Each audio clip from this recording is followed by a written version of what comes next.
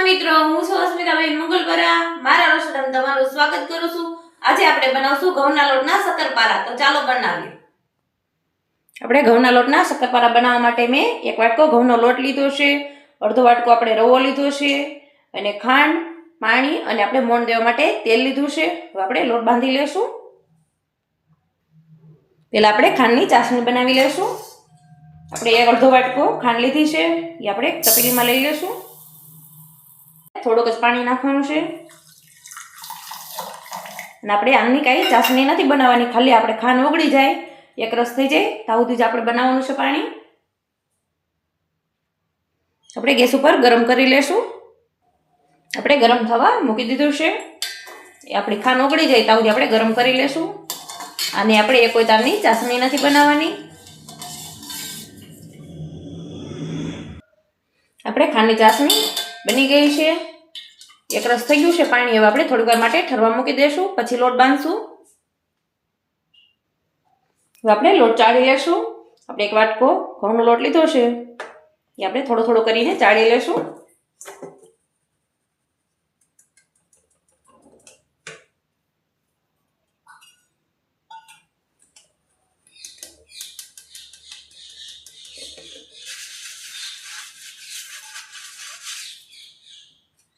આપણે અડધો વાટકો રવો લીધો છે, એ પણ ચાળી લેશું.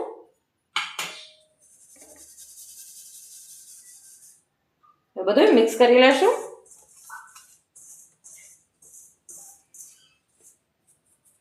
આપણે મોણ દઈ દઈશું. તમે ઘીનું મોણ દેવું હોય તો દઈ શકો છો. મેં તેલનું મોણ લીધું છે દેવા માટે. હાથેથી બધું મિક્સ કરી લેશું.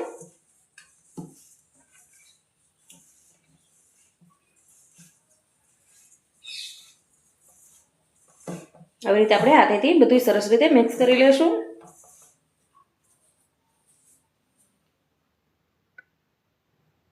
આપણે આમાં મુઠ્ઠી પડે એવું મોણ દીધું છે. આપણે ચપટી જેટલું જ મીઠું નાખવાનું છે. આપણે થોડું ખાંડનું પાણી નાખતા જાવું અને લોટ બાંધતા જાવું. આપણે કઠણાઈ નહીં, ઢીલો ને એવો લોટ બાંધવાનો છે.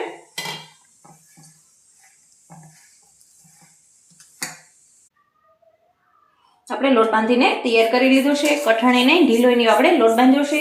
આવી રીતે આપણે મીડિયમ સાઈઝના ગોળીને વાળી લેશું. હવે આપણે વણી લેશું.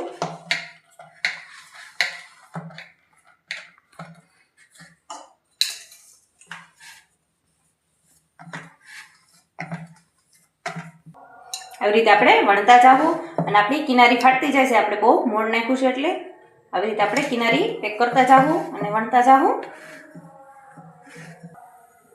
આપણે વણાઈ ગઈ છે. હવે આપણે સાઈડમાંથી આવી રીતે ચોરસ કરી નાખશું અને સાઈડમાંથી કિનારી કાઢી નાખશું.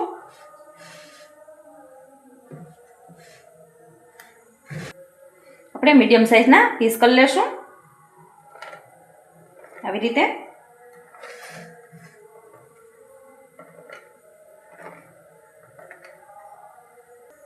આપણે ધીમા ગેસે તેલ ગરમ મૂકી દીધું છે. આપણે તેલ આવી ગયું છે. હવે આપણે એક એક કરીને તળી લેશું. આપણે અત્યારે મીડિયમ રાખવાનું છે તેલ, બહુ ગરમ નહીં.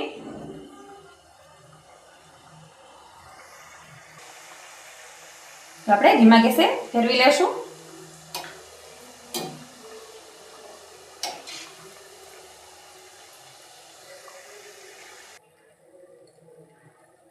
આપણે ગોલ્ડન બ્રાઉન થઈ ગયા છે. હવે આપણે કાઢી લેશું એક ડીશમાં.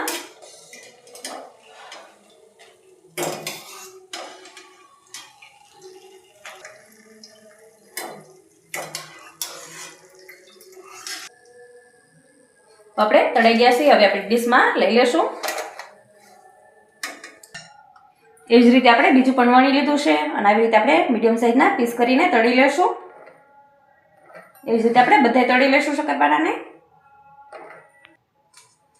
એવી જ રીતે આપણે એક એક કરીને તળી લેશું બધાય. આપણે મીડિયમ ગેસ રાખવાનો છે. ફૂલ ગેસ રાખશો તો એકદમ તળાઈ જાય અને અંદરથી કાચું રહે. આપણે ધીમે ગેસે જ તળવાના છે. આપણે ઘઉંના લોટમાંથી શક્કરપારા બનીને તૈયાર થઈ ગયા છે. જોઈ શકો છો એકદમ ક્રિસ્પી બનીને તૈયાર થયા છે અને ફૂલીને પણ તૈયાર થયા છે. આ શક્કરપારા તમે બાળકોને લંચ બોક્સમાં પણ ભરીને દઈ શકો છો અને સ્ટોર કરીને પણ 15 દિવસ સુધી તમે રાખી શકો છો. જો મારો વિડીયો તમને ગમ્યો હોય તો વિડીયોને લાઇક, શેર અને સબસ્ક્રાઇબ જરૂરથી કરી દેજો.